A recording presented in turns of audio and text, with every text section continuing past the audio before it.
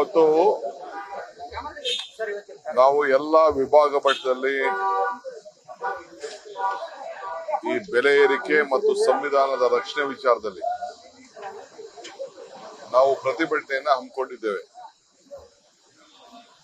ನಮ್ಮ ಎಐಸಿಸಿ ಅಧ್ಯಕ್ಷರು, ನಮ್ಮ ಜನರಲ್ ಸೆಕ್ರೆಟರಿಗಳು, ಮುಖ್ಯಮಂತ್ರಿಗಳು ಎಲ್ಲ ಕೂಡ ಇವತ್ತು ಪಾಲ್ಗೊಳ್ತಾ ಇದ್ದಾರೆ.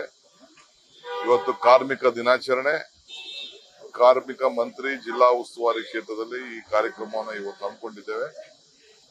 ಇವತ್ತು ಬೆಳಗ್ಗೆ 12,297 ಜನ ಕಾರ್ಮಿಕರಿಗೆ ಕಾಯಂ ಮಾಡುವಂತ ಕೆಲಸ ಇವತ್ತು ಬೆಳಗ್ಗೆ ಬೆಂಗಳೂರಿನಲ್ಲಿ ಖರ್ಗೆ ಸಾಹೇಬ್ರ ಕೈಯಲ್ಲಿ ಉದ್ಘಾಟನೆ ಮಾಡಿ ಮುಖ್ಯಮಂತ್ರಿ ಕೈಯಲ್ಲಿ ಹಕ್ಕುಪತ್ರವನ್ನು ಕೊಡಿಸಿದ್ದೇವೆ.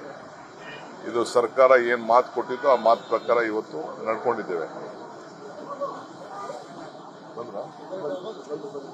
ಸೊ ಇವತ್ತೇನು ಈ ಕಾರ್ಯಕ್ರಮ ಇದೆ, ಈ ಕಾರ್ಯಕ್ರಮ ಬಿಜೆಪಿಯವರು ಮೇಲೆ ಆಕ್ರೋಶ ಜನರಿಗಿರೋದು, ಬಿಜೆಪಿಯವರು ಆಳ್ತಿದ್ದಿಂದ ಈ ಪರಿಸ್ಥಿತಿ ಬಂದಿದೆ. ನ್ಯೂಸ್ ಫಸ್ಟ್ ನಿರ್ಭೀತಿಯಿಂದ ನಿಮ್ಮ ಪರವಾಗಿ.